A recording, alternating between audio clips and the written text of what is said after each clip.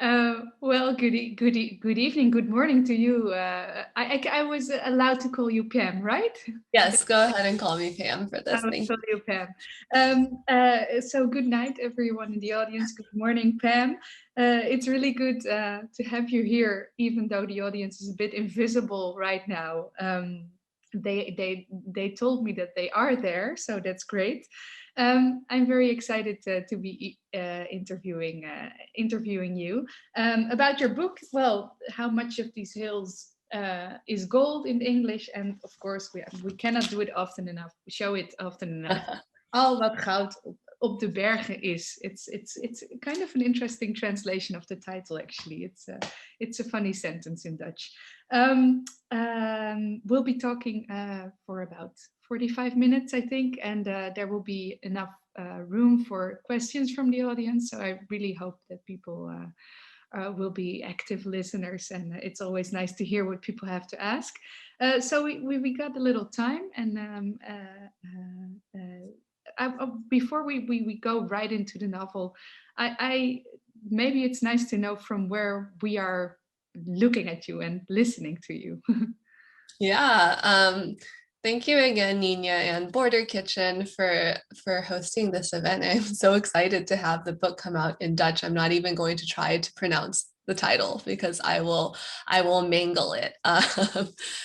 I am right now living in Washington State, sort of outside the Seattle area. I was living in San Francisco for a while, but the pandemic I think has upended a lot of our lives. So I was in search of more space, and you can kind of see there's like green stuff happening outside. So we're all kind of, I think, finding more solace in nature these days. Yeah, that it looks wonderful. Well, Pam, you were this is your first novel. I think you are 30 years old. You were born in Beijing, but then when you were 4 years old, you moved to the United States. But since then, I read that you kind of lived all over the world. You lived in Bangkok, and you lived in San Francisco, and you lived in a lot of different places. Mhm. Which is, I don't think it's just a detail or just a fun fact, but it's something that really reverberates in your novel as well. I read it really as a novel. It's set in the era of the gold rush, you could say. I think 19th century.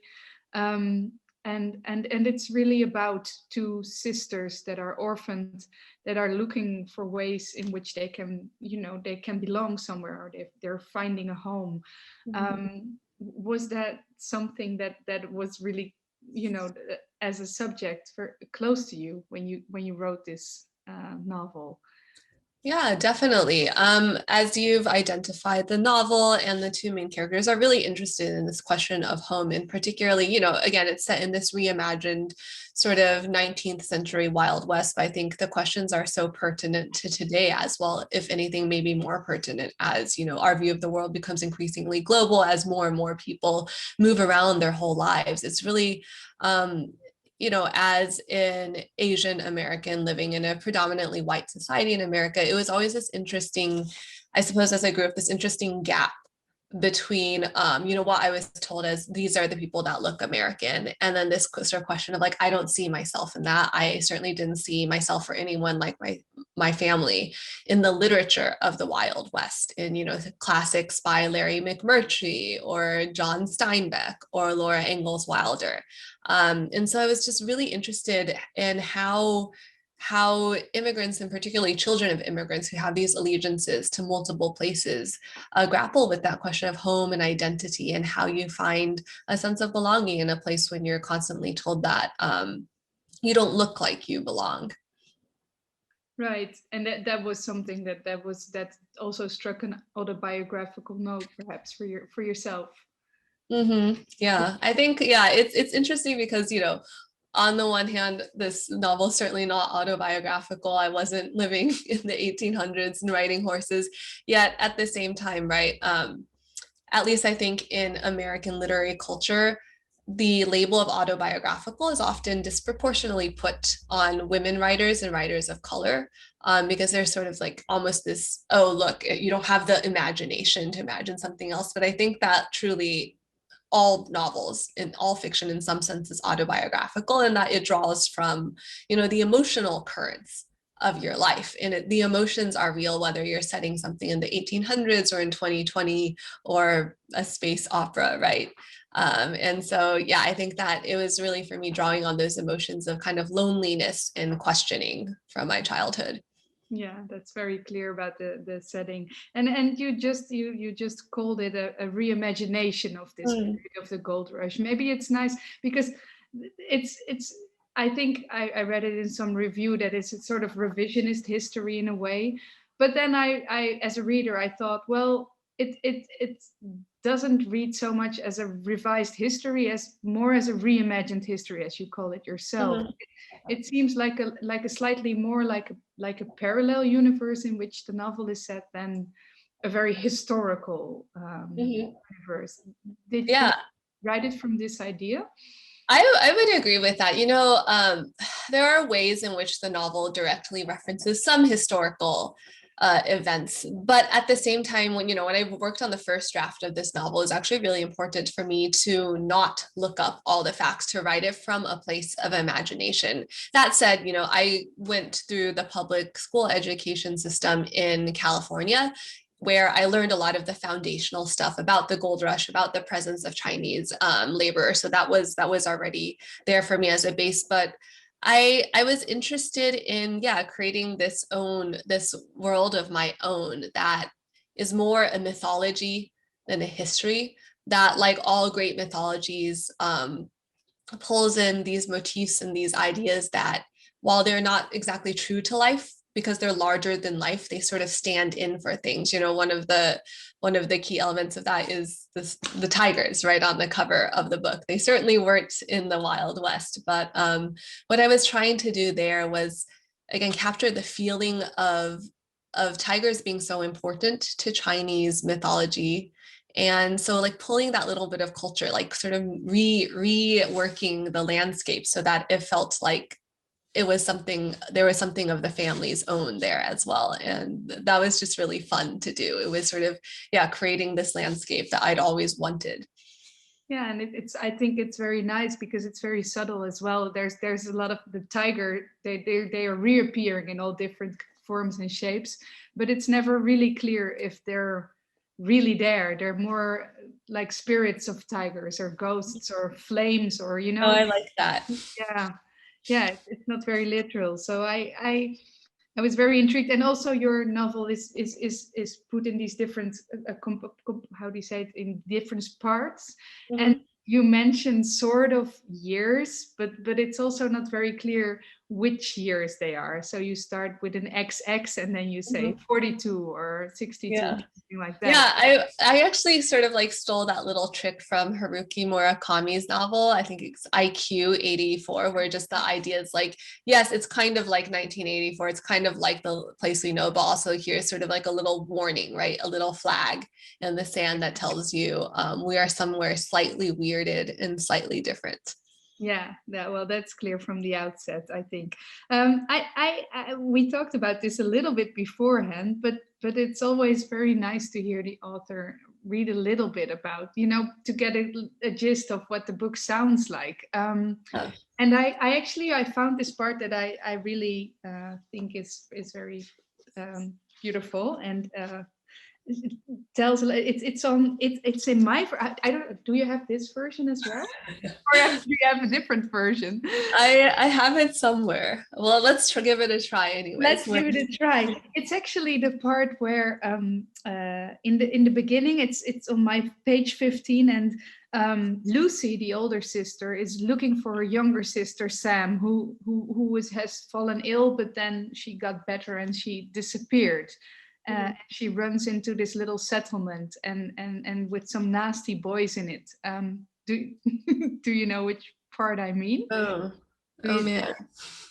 Do you want to tell me what this sentence of this section starts with? Let's see if I can find it. It starts with, she says, "I'm looking for my little sister." Okay, great. Yes, I found it. How much would you like me to read for? I think it might be nice from that part until like the end of that chapter, like 3 pages it would be. Sure, I will do that.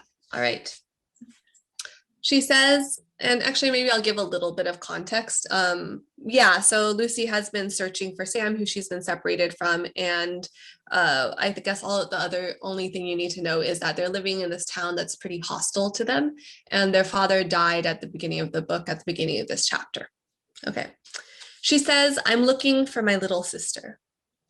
High noon at a settlement that's little more than 2 streets and crossroads. Every soul naps through the heat, save 2 brothers who kick a can till the cheap metal ruptures. For a while now, they've been eyeing a dog, a stray, trying to lure it with their rucksack of groceries. The dog hungry but wary, remembering old blows. And then they look up at her, an apparition blown in to end their boredom. You seen her? Spooked at first, the boys peer closer. A tall girl with a long face, crooked nose, strange eyes over high, broad cheeks. A face made stranger by an altogether awkward body. Patched dress, old bruises slipping shadows under the skin. The boys see a child even less loved than they. The plumper boy starts to say no. The skinny one jabs him. Maybe we did and maybe we didn't. What's she look like, huh? She got hair like yours? A hand jerks out and grips a black braid. The other hand twists the bumpy nose. An ugly nose like yours? Now both pairs of hands are grabbing wrist and ankle, pulling narrower her narrow eyes, pinching hard at the skin stretched tight over her cheeks. Funny eyes like yours, huh? The dog watches from a distance with relief. Her quiet perplexes them. The fat one grabs her throat as if to milk her of words. She's seen his kind. Not those bullies who ran toward the task, but the others, slow or lazy-eyed or stuttering, who trailed, reluctant. Those with gratitude mixed into their hate, because her strangeness let them into the pack. For now, the fat one holds her gaze, wondering, holds her throat, longer perhaps than he means to. She starts to choke. Who knows how long he would have held if a round brown body didn't come barreling into his back. The fat boy falls, gasping from the impact. Get off her, says the newcomer who hit him. Furious eyes, cut narrow. You in what army, says the skinnier boy, sneering. And Lucy, breath re-entering in one shuddering whoosh, looks up at Sam. Sam whistles, summoning Nellie, that's the horse, from behind an oak. Sam reaches for a bundle on the horse's back. What Sam means to grab, none of the others will know. Lucy fancies she sees a gleam, hard and black, as purest coal. But first, a fat white something plops from the trunk and lands in the dust. Lucy, head spinning, thinks rice. There are white grains like rice, but they wriggle and crawl and split outward as if lost in seeking. Sam's face is impassive. A breeze insinuates itself among them, bringing the churning smell of rot. The skinny brother skitters, shrieks, maggots. Nellie, good-natured, well-bred mare, but shuddering, wild-eyed, barely contained, carrying fear on her back for 5 full days now, takes this voice as a message and finally decides to bolt. She doesn't go far with Sam holding the reins. Nellie jerks the load of pots clanging alarm. A knot loosens, the trunk slides, the lid bangs open, spilling an arm, half of what was once a face. Ba is half jerky and half swamp, his skinny limbs dried to brown rope, while his softer parts, groin, stomach, eyes, swim with greenish-white pools of maggots. The boys don't see it, not truly. They run at the first suggestion of a face. Only Lucy and Sam look full on. He's theirs, after all. And Lucy thinks, why, this is no worse than his face in a dozen other permutations, monstrous with drink or rage. She steps closer, Sam's gaze a weight on her back. Gently, she lowers the trunk from the ropes that hold it, pushes the body back inside. But she'll remember. More than drink and more than rage, Ba's face reminds her of that once she saw him crying and didn't dare go up. His features so melted by grief, she feared her well-meant touch would dissolve his flesh. expose the skull beneath. Now there it is, that peak of bone, and it is not so fearful. She shuts the lid and reties the latches, turns. Sam, she says, and in that moment, with eyes full of Bob, she sees that same melting on Sam's face. What? Sam says. Lucy remembers, then, tenderness, a thing she thought dead along with Ma. You were right. I should have listened to you. We've got to bury. She saw more than she thought she could, bore it while those boys cowered. They ran, and their imaginings will follow all their lives at their heels. For her who didn't turn away, the haunting may begin to be done. She feels a swell of gratitude for Sam. I aim to miss, Sam says. That banker, I only meant to scare him. Lucy looks down, always down, into Sam's sweat, shiny face. A face brown as mud and just as malleable, a face on which Lucy has seen emotions take shape with an ease she envies. Many emotions, but never fear. Yet there is fear now. For the first time, she sees herself reflected in her sister. And this, Lucy realizes, this, more than the schoolyard taunts or the press of the gun's cold snout, is her moment of courage. She closes her eyes. She sits, face in her arms. She judges the proper way, is quiet. A shadow cools her. She feels rather than sees Sam bending, hovering, sitting too. We still need $2 silver, Sam says. Nellie chews a tangle of grass, calmed now that the burden's off her back. Soon the weight will return, but for now. Lucy reaches for Sam's hand. She brushes something rough in the dirt. It's the boy's rucksack, abandoned. Slowly, she swings it, remembers the clink of it hitting her. She reaches in. Sam. A hunk of salt pork, the greasy leak of cheese or lard, hard candy, and way beneath, knotted in the fabric, hidden if her fingers didn't know where to look, if she weren't a prospector's daughter, one whose boss said, why, Lucy girl, you feel where it's buried. You just feel it. She touches on coins, copper pennies, nickels etched with beasts, and silver dollars to lay over 2 white swimming eyes, close them the proper way, sending the soul to its final good sleep. That's the end of the chapter. Thank you so much. That was quite beautiful. I think it was a very nice scene, or nice. It's also a very horrific scene actually, with the dead body of their father that the horse carries on her back, and they have to look for a place to bury him properly. And on the one hand, it's very told in very graphic detail, but it's also it's like the whole novel is, I think, in this scene. It's like there's the harshness and the beauty always are very tied in with each other, I think. I don't know if you would agree. Yeah, no, I love that you pointed that out, and I really enjoy reading that scene, however many maggots are in it, because I think that is part of it. You know, the book gets talked about a lot as you know, this collection of big issues, which it is about. It's about immigration, it's about death, it's about racism, it's about violence, and those are all very hard issues. But I don't want people, you know, to like leave this conversation thinking that that's all the book is about, because I think one of the other great currents of the novel is just like the beauty that can be found in this harshness, and this beauty that can be that is in the eye of the beholder, right? So much of this particular scene is about these young children and their ability to face, right, to literally look at the fact and the physical reality of the death of their father, and still, you know, find love and find tenderness. And that's so important. And similarly, there is harshness and difficulty in the landscape, but also a lot of raw beauty and power, you know, in the grass, in things like the tigers and buffaloes. So yeah, thank you for noticing that. Definitely. And it's also, as this little chapter points out, so there's a very important, I mean, we're going to touch upon the big issues and, you know, all the issues, I think, but it's also a book that's a lot about tradition versus maybe a lack thereof. And Mhm.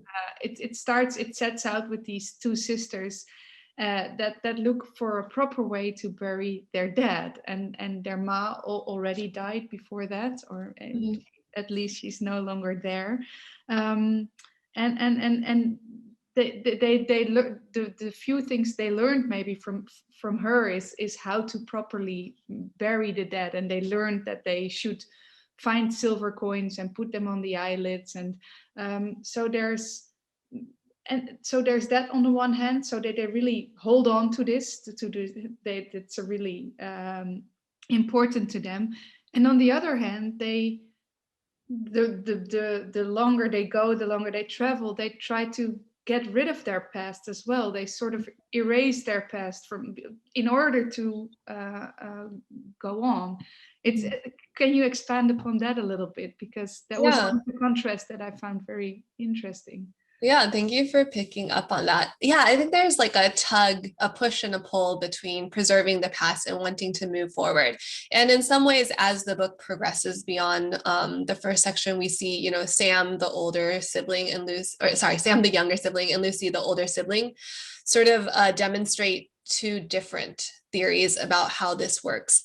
Um, you know, I think the other difference that these two siblings exhibit is how much they desire to be assimilated into the dominant white society. And that has a lot to do with whether they cling to their past and their own sort of cultural identity. So, you know, Lucy in this book, for the large part, is the one who has this great desire to assimilate into whiteness. You know, as I wrote to Lucy, I was thinking a lot about the model minority myth that is so prevalent for Asian Americans in America. And if you haven't heard of, for anyone who hasn't heard of it before, it's just this false idea that if Asian Americans sort of behave, if they're quiet, if they don't make a fuss politically, if they just keep their heads down, go to work, then it's all going to be okay. Then racism will not happen, violence will not come to the doorstep. And it's such a pernicious myth because on the one hand, it's just not true, as we've seen in 2020 with this huge rise in hate crime against Asian presenting people in America and all over the world. You know, there is no protection from violence. You can't find solace in this model and minority myth. And the other way that it's really harmful and pernicious is that it is toxic to the people who hold it, right? Lucy exhibits this desire to sort of erase who she is. And so even as she finds sort of material wealth and comfort in the book, her soul is sort of eaten away by this, and by her desire to throw away her past and recast herself as like reborn in this white society as close to whiteness as she can get. On the other hand, Sam is this maverick who resists the assimilation into whiteness and is really looking for a way to live out their sort of full self and their full identity, which in this book includes their less usual in the world of the novel gender identity, where you know, the book doesn't have the words for it, but Sam today might identify as either non-binary or as male.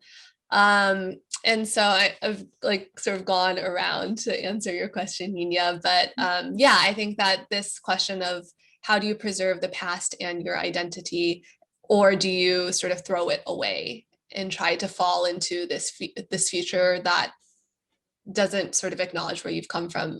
It's something that the siblings really wrestle with.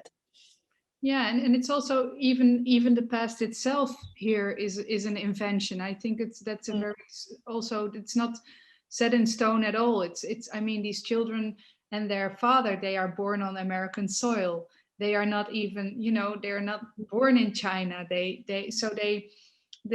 often, I think, they have a hard, like, what exactly is the past that you are Mhm. either way either erasing or inventing? And Yeah. I think it's a very a challenge. Also, I read it as a challenge to the easy assumptions we often make when we talk about immigration, for example. Mhm. Like they are not like, they're not immigrants, you know? Yeah.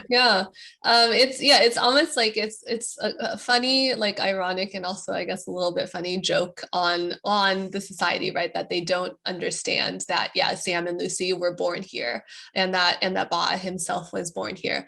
And yeah, on that note, like, you know, when I speak about the past and sort of like the grander cultural sense, I was just really interested, you know, we talked a little bit earlier about reimagining history. And my decision to do that was, you know, it was like joyful and fun for me to do as a writer, but it was also a little bit of an act as defiance. And what I mean by that is, you know, when I was growing up as a young child reading history textbooks, I really believed that everything in a textbook was not only fact, but like the only facts, right? That there was nothing left out. And it was sort of really only as I grew older that I realized that, right, history is, as they say, is written by the victors. And for most of Western history, those victors have been white, male, and straight. And so the history books they're a conscious choice of creation. And there's so much of what I call almost a shadow history that's been left out of textbooks, left out of recorded Western history. You know, there are, as we know, there are so many Chinese immigrants, so many native people, so many even like, you know, Black pioneers in the West, and queer people, marginalized people, poor people, and their stories were just not seen as fit to be put in the history books. And I think that one of the goals of the novel is to show how much is discarded from the history books and how much exists in this realm of like myth or fairy tale. And I wanted to make space for all of that. I wanted to gesture towards that kind of a past as well. Yeah, and we also, you touched a bit upon on that that idea of gender in your novel. That's also very prevalent. Sam is a girl, but wants to be a boy, or non-binary, like you said. It's not literally put in words, but it's also interesting because like you said, like Lucy really tries to assimilate and be like a sort of a good Asian girl, you could say, or like a silent girl.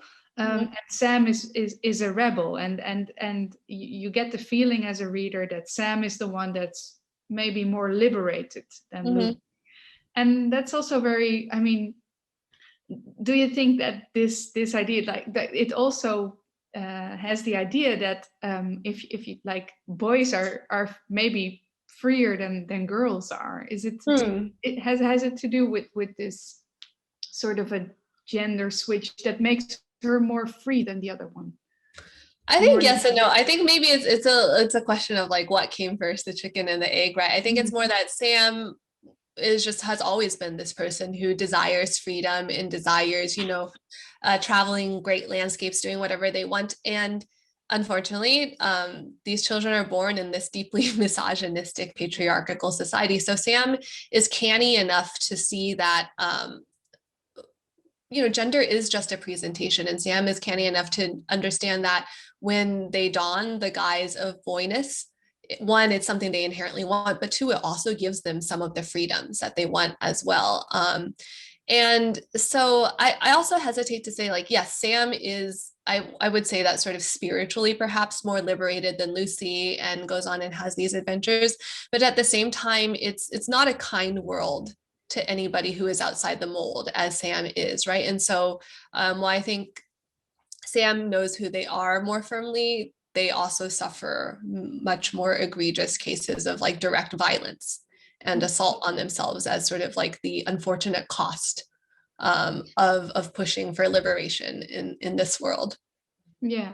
Plus, it's like maybe to mention that the book is that most of part of the book we read from Lucy's point of view. So it's Lucy looking at Sam, you know. So you can feel her desire as well. Like she isn't Sam, and she also wants something of that, but she doesn't seem to know how to achieve it. But on the other hand, she we talked a bit about gender is, of course, like we would all agree, is a performance, but also there's this discovery for Lucy as well that femininity can be a performance of sorts. I think, and a way to maybe to create a narrative or to grab some sort of power at least. Yeah, to wrest sort of some control. I struggle with this too. Like my question is, yes. So I think Lucy, Sam, and also their mother figure, who we meet later on in the book, they're all people who are very, very conscious of the gender dynamics of this world. And I hesitate to use the word power sometimes because it's like, I feel like it gives the false idea that, you know, like it's this simple, we can just choose to be powerful as women and then there it is. But you know, that's not the case in this world. And so I think of it a little bit more as like taking back some control. Like the metaphor I sometimes use is it's like you're going to go into battle and you take what you can. Maybe it's just a butter knife, and it's not like a butter knife is a real weapon. It's not like it's actually powerful, but if it's the best that you can do, you sort of like take it as far as you'll go. And there are many ways in which Sam and Lucy and their mother sort of like don the guises of very heteronormative femininity and use that to get what they want. Yeah, that's true. And it is really, I have to point out that it's very ambiguous in your novel. It's really not about, well, I grab that power now and I have it and I can do, because also I won't spoil anything, but the ending is very, very ambivalent. I mean, it's you don't know if someone is it's a trap, and it's also liberation, and it's, you know, there's many sides to it, I think. Yeah, and I think that was like, you know, it's hard because I feel like there is this sometimes this trend now where we want to just sort of transpose 20th century 21st century, sorry, morals and ideas straight into a historical landscape. And that can be fun, but it doesn't feel quite right to me. I think like the sort of, there's like this complex but also really fulfilling question when you're writing this kind of reimagined history, is like, how much can you use that setting to shine a lens on what is happening in the world today? Because it's true, you know, like questions of gender dynamics, questions of racism they're still in our world today, but you want the world that you've created to have its own authenticity, right? You don't just want characters to be mouthpieces for the values of 2020. So it was a really difficult and interesting question to tackle. Yeah, you don't want to correct history, probably. Yeah. Yes. Yeah. I wanted to talk a little bit about your influences, because I wanted to talk about a few more things, but in your acknowledgements, it can always be pretty interesting to read someone's acknowledgements, and especially in your case, it was very so I just read a little bit from the you have in your acknowledgement that to the hills of Northern California for holding me in splendor, Bangkok and its lessons of solitude, the half-lit seat at Luca in Silom, the counter at Hungry Ghost on Flatbush, the fireplace at High Ground, Green Foxfire at the Hembridge Center, the Jane Austen studio at Vermont Studio Center. So it's not a very traditional, you also thank some people, but you start, I think it's very telling that you start with these places that you want to thank. Can you tell a little bit about that? Yeah, I think places have, we talked a little bit about how much I moved as a child. And so places have always had like a huge imprint on my life. I started this novel when I was living abroad, when I was living in Bangkok, Thailand, and it was my first time living in a majority Asian metropolis as an adult. And it was a time when I was sort of conflicted in my feelings about not only America but Northern California, where I spent a lot of my childhood. I wasn't sure if I would go back, if it was the place I wanted to return to. And so sometimes what I say about this book is it feels like it's haunted by California and all these places that I lived through. I didn't sort of choose to write this book. The first images came to me when I woke up one morning, and it was this dry heat, these golden hills that were very much of the American West and of Northern California. And I think that I've always loved books where place feels like a character, where it feels like it has its own role in the story. I mean, Annie Proulx, The Shipping News, and even Sir Gawain and the Green Knight, that medieval English poem. They're all places in which the landscape sort of echoes and stands in for, and also amplifies the human emotions and struggles that are happening on the land. And so, yeah, I feel like it's in some ways the book is just like this fever dream of California and of the idea of the American West. So it was important to me to acknowledge all those places. Yeah, definitely. And you also acknowledge you mentioned the Divida Sadero, the Michael Ondaatje novel, I think. Yes. Yeah, I don't know how you pronounce it in English, actually. I'm sorry. You mentioned Beloved, and of course Little House on the Prairie. So you said you lived in Bangkok when you set out to write this novel, and then we cannot. Well, it was published last year in the US. It's now just recently come out in Dutch, but I think it was published even in April. Is that correct? 2020. Yes. So that must have been, it's your debut novel, and I mean, reading it, I was thinking, well, on the one hand, wow, it must be so strange to have this book coming out in the midst of a global pandemic with bookstores closed, and even here in the Netherlands they are still closed. Actually, it's very sad. And also to write a book where in a time where Trump was president, where there was a lot of talk going on about this Chinese virus. How was that for you? How was the experience of publishing this book in this? Yeah, surreal, honestly. So, I actually, so I was living in San Francisco when it came out. The city had sheltered in place, closed non-essential businesses. So I, in fact, have not seen my book in a bookstore yet. And so in many ways, it doesn't feel real to me. It's funny because you work on a book for so many years before it's published. And so you're kind of like waiting for it, that moment of seeing it on a bookshelf to be the moment it's like, oh, it's real. It's moved from being like my imaginary thing to a thing in the world. And that hasn't happened yet. And there is a lot of surreality to yes, this sort of the anti-Chinese, anti-Asian rhetoric coming out with the coronavirus. What's really interesting is that I started this book in 2015 before Trump was elected, when it seemed like a little bit of a different world. And I remember when I finished it, I was worried that the violence and the sort of nakedness of the racism in the book would feel sort of too dramatic, like too maudlin, like why are we talking about this now? And then lo and behold, it comes out in a year in which all of that violence, which I think has always just sort of been under the surface of American politics, has sort of risen right to the fore again. So it's been an odd experience to find it relevant, but I kind of wish that weren't the case. Yeah, I can totally imagine. So have you ever spoken to it about in a real audience, or has it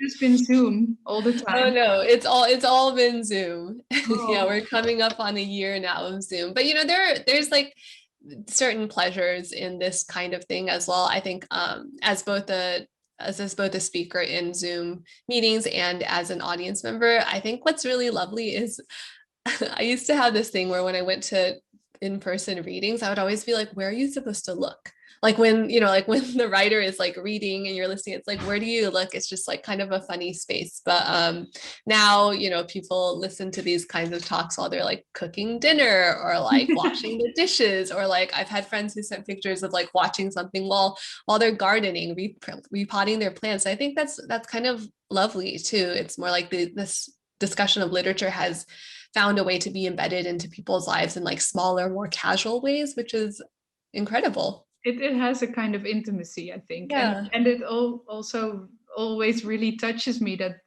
people actually still, you know, go to these events even when they cannot physically go. They join them, and you can still sort of feel them. But it's Yeah, different. I mean, it's yeah. very different. Yeah. And I think it's more democratic too, right? Like I don't know how it is over there, but like in America, certainly like most book tours hit the major cities. But if you live, you know, somewhere in Nebraska, no, it's unlikely that someone is going to come to you. But now anyone can participate. That's right. That's right. And it's a very good thing you're translated into Dutch, so that, you know, you have an even more foreign audience. Because I do think, I mean, for an American audience, it's of course very, you know, the whole gold rush history, the history of the Wild West, so to say, it's very, you know, standard. You learn everything about it in history books, whereas in the Netherlands, it's probably, it's, of course we all know about it, but it's not such a standardized, you know, story that we all grow up with and that we all so familiar with. So I think it's also a very nice introduction and a sort of a strange twist to that history, of course. And I just personally, I wondered, I really did have to think, because that's the last thing I want to talk to you about before I go into the chat box and see what people have to ask. But I have to assume that you watched Westworld at some point in your life. Did you? Yes, I did. I actually, it's funny. I just wrote a piece for Harper's Bazaar US about watching Westworld. Right. That's funny. Yeah. Well, for everyone who's here that doesn't know, it's I think it's an HBO series. It's set in this sort of a very strange theme park that has to reimagine or retell sort of the story of the West, and people can go there and they can entertain themselves, and there's all these robots that, you know, that look like humans, and they are either cowboys or, and it's a very what I wanted to ask you about is that Westworld is very much about retelling narratives and also reshaping and the narrative gets reshaped all the time. Did you have, because your book is very much about narrative, it's very much about how people tell their story and how they're silenced into telling their story one way or another. There's this, I think, beautiful example that Lucy, at a certain point, she has this teacher, and this teacher is he sees that she's a very smart girl and she wants to learn, and she's very, and you at first you think, oh well, that's all right, he can teach her, he's kind of kind to her, but it's you soon figure out that this teacher really wants to use her to shape a narrative, or that actually the narrative that you talked about as well, this standard narrative of the silent girl who might have some very barbaric background, and to use her to write his own very sort of racist view on Chinese Americans. So this is not really, I'm sorry. No, I love hearing you talk about it and blending it into the Westworld stuff. Yeah, no, I just thought it was very interesting, because in a very different, of course this is not Westworld at all, and you have really done your totally your own thing, but I saw this recurring theme of writing narratives and of telling narratives, and maybe you can expand a little bit upon that, or maybe you want to add something. Yeah, I feel like there's just so much power in narrative, right? Like, again, I read so many of the classic Westerns when I was young, and there were parts of it that spoke to me, right? This feeling of like sort of loneliness and excitement and being a child crossing the landscape. They spoke to me and they gave me solace. And there's actually nothing wrong with the sort of classic Western narrative, in that I think what I want is for the canon to expand. I want us to have more versions of the story, to just be able to hold all these multiplicities side by side. I don't want to, I don't desire to sort of like stop people from reading classic Westerns or enjoying them, because I think they're a lot of fun. They're a lot of fun, but I think there is space for complexity more and more these days, and that people are hungry for that. And there is space to look at different sides of the story, and that we're only going to grow richer as a culture for it. And to enjoy all these different narratives, and then also learn to sort of question, right? This is I think a line from the book: who is telling a story and why? Yeah, that's a very important question in general and in your book in specific, I think. Yeah, definitely. I have to check. Let me see if there's a chat. I'm not a pro at this, but I will, maybe there's some questions. I will read them out loud. That might be a nice. So let me see. Shelley Anderson said, I found your novel very beautiful and enjoyed reading it very much. So thank you. The ending felt very ambiguous. Did you do this deliberately? And if so, why? Hi, Shelley. Thanks for your question. Yes, the ending is a little bit open-ended, and I did do that deliberately. I think that, one thing I want to say about my favorite books is they are ones where I feel like the characters continue to live lives after the last page, where they are so full and complete that they're their own people by the end of the book. And so I think a book has one arc, and it isn't necessarily the entire arc of a character's life. And in the case of this novel, that is certainly the case. I think in many ways, the novel is mostly Lucy's story, and sort of the arc of this first part of her life in the novel is about coming to terms with her own desires, of being able to just sort of look past the role that society is trying to impose on her and trying to figure out what she wants. And so it ends in this place where, without spoiling too much, she is more attuned to her own desires, but she doesn't quite know the shape of what she wants. But I think that's actually like a magical and very fertile moment. And so I wanted to end there with this pause on a place when many possibilities seemed open and the world seemed to be sort of opening out for her a little bit. Thank you. That's beautiful. Then I have this question from Giselle. In how much of These Hills is Gold, the girl's mother's influence was significant. However, there was no effort made to look for her. There was no effort made to look for her after Lucy found out. Well, I don't know if this is a bit of a spoiler, but that she disappeared.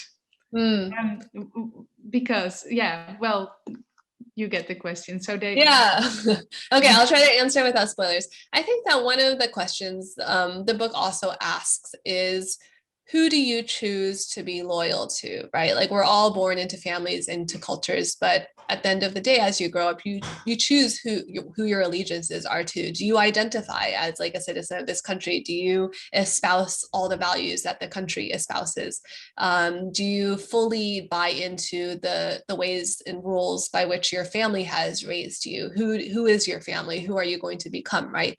And so there is this juncture in the book where Lucy sort of faces that choice when she's looking at the lessons she's been taught by her father, by her mother, and by the society at large, and sort of choosing who she wants to ally herself with. And so that, without giving too many spoilers, that's sort of where that decision of hers comes from in regards to her mother.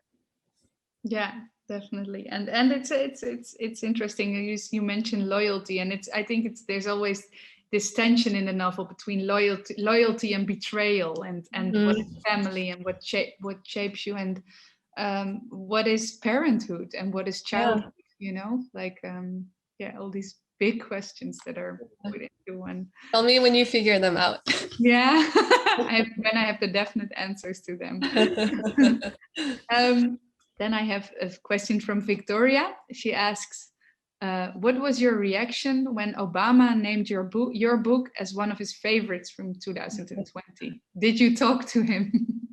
I was just like shocked. Again, like, so much of this book release in the pandemic year has been surreal, and that felt very, very surreal. I mean, it was like delighted. I think I like ran across the house to like show my partner, but also surreal because I think at this point Obama, I mean, he's kind of like the biggest, I call him like the biggest influencer in the world, but he doesn't feel quite real because he's just like this figure on TV. So amazing, but also surreal. And I did not talk to him. I think he's been more than busy enough with his own book release in 2020.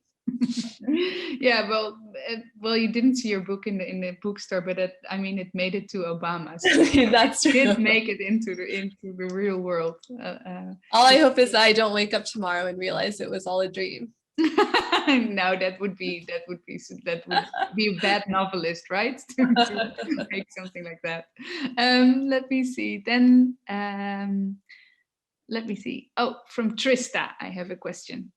How involved were you with the Dutch version of the book? How does that work? Do you choose who it will be, and do you work together with the translator? Yeah, it's such a good question. To be honest, I was not involved at all. The way it works is that my literary agency sort of handles the foreign sales, and then the publishing house handles the translation. And to be honest, that's really the way it is. I think it's been amazing as a first-time author to see what a huge team of people you have supporting you that you can trust to make these kinds of decisions, so that all your time is not taken up by them and I can focus on writing. I think it's also one of the lessons of publishing a book for the first time is that you have to sort of release it into the world. Like, it's going to have to live its own life and sort of speak for itself, sometimes in different languages, and just to be at peace with that and trust in the process. Yeah, no, I can relate to that. My novel was once translated into Romanian, and then it gets sent to me, and it's not even the same handwriting, and it was just okay. I have to assume this is my book, but it probably is. Yeah.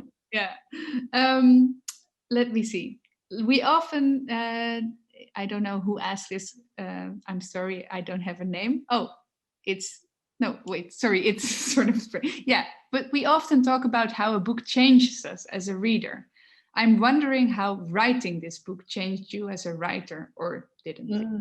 Oh, that's such a good question. Yeah, again, most people's novel projects take many years. In my case, it took 5 years from its first draft to publication, and I've become a different person along the way. I think that one of the most interesting ways in which I changed as I wrote this book is, in my real life, as the characters in this book do, I struggle with the question of where is home? How do I find home? Having moved around so much. And writing the book did kind of help me come to an answer about that. And for me, I've come to the realization that home is, maybe it's never going to be like an entire country where I always feel at home, by which I mean, I feel like my presence is unquestioned, not remarkable in any way. Maybe I won't find an entire country, maybe not even entire city, but home for me more now is just, maybe it's like one particular house or room with people I love. Maybe home can even be found in, communities like this one, where we all care about literature or books and are sitting here talking to one another. And yeah, so home maybe less as a physical concept, and more as an idea, and the idea of a space. And I mean, this is also influenced by the pandemic, right? Where it's just like, what is physical space anyways? Do we really need it?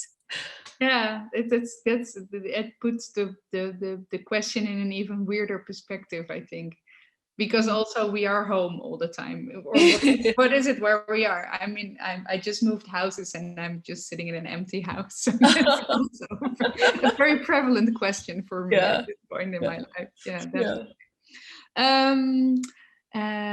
Yes, the inevitable question by Nancy Novik. Are you currently working on a new book? And is the theme also about not feeling like you belong? Oh, interesting question. So I'm going to first say that I'm a little bit of the superstitious type. I don't know if you're like this, Niña, where like when I'm working on a new project, I kind of like to zip my lips about it. It sort of feels like some of the magic might like leak out of it if you talk about it too early. So I don't want to say too much. That's a good question. Is the theme also about not feeling like you belong? Maybe. I will also say that for me, I often don't know in the early stages of a book what it's about. I think you sort of have to, unfortunately, it's like such a terrible process, right? You have to write the whole book to start to understand what it's about, and then you have to revise it again, and then you have to revise it again, and you sort of clarify that as you go along. But yeah, the one thing I will say is like, I am trying to, it's very different. I'm really interested in writing something very different. That's great. I think that's a great answer. And yeah, it can take years to figure out what you wrote about, and then it turns out you are always writing about it. But I think, I mean, in a sense, you could say like a lot of literature is of course about this question of belonging. I think uh, Mm. if we as writers felt that we all belonged, then we wouldn't have to write There'd be books. nothing to write about anymore suddenly. Yeah. Then I have a question from Sarah Imani. How long did it take you to publish the book? So from first draft to finalized book ready for print. I think you already did that a little bit, but I can give a little more color. Yeah, so I wrote the first draft very quickly in 2015 when I was living in Bangkok, and then I sort of like revised it for maybe a year on my own, and then I sold it with my literary agent in 2017. So then that was about like 2.5, 3 years of revising it with my editor until it was ready for publication. So a lot of drafts, a lot of eyes. and before that, I think you did also the Iowa Writers Workshop. I think I read that somewhere. Yeah, I did go to the Iowa Writers Workshop. I, in fact, had finished this book before I started there. Okay, great. Yeah, that's like the one of the most famous workshops, right? I mean, that's the one we all kind of know in Holland, at least. So, yeah. Okay, so I have one last question from Nancy. She asks, as an immigrant to Holland, originally from the States, I don't ever totally belong here, but I also no longer belong in the States. I totally identify with the question you ask, where is home? Oh, maybe that's more of a comment. But thank you for sharing that, Nancy. And also, I will say, if any of you have heard this term I encountered in college called third culture kid, that's something I identified with a lot. It refers to often children, or you don't have to be a child. You can be just an adult person who it feels caught between two cultures. And sort of like this idea of a third space where you understand what it's like to have to sort of, code shift between different modes of being and different understandings. And I think that I've often found companionship and connection with people who understand what that is like, even if sort of like the two sets of cultures I come from and the two sets of cultures they come from are different ones. Yeah, definitely. Well, there's one more question, I think. Oh. Then we will close this meeting. But T. Schwartz asks, as a film freak, for me, the narratives of the American West have almost exclusively been movies. Considering your book is a new addition to the narrative of the American West, would you be interested in having it filmed? Have you been approached about this? Yeah, I know. I agree with you in that I think so much of the West is visual. It's visual language because it comes from movies. And that was something I really wanted to capture in the book as well, just like the look of it. And I don't know how much I'm allowed to say, but yes, there are some talks about an adaptation, but I think that's all I'm allowed to No, say. but I mean, having read the book, it's very, I mean, even that we haven't even touched upon that, but even the chapters are, it's very, they are very physical: gold, plum, salt, skull, wind, mud, and it goes on like that in different order, and so you really get this it's very, how do you say that, it's very cinematic, I think. Yeah, Thank you. I think we have come to the end already of this session, and I'd like to thank you very much, Pam. It was really a great pleasure to talk to you. And I would also like to thank the audience for, listening. We could feel you listening somehow, and for all your questions. That was really nice.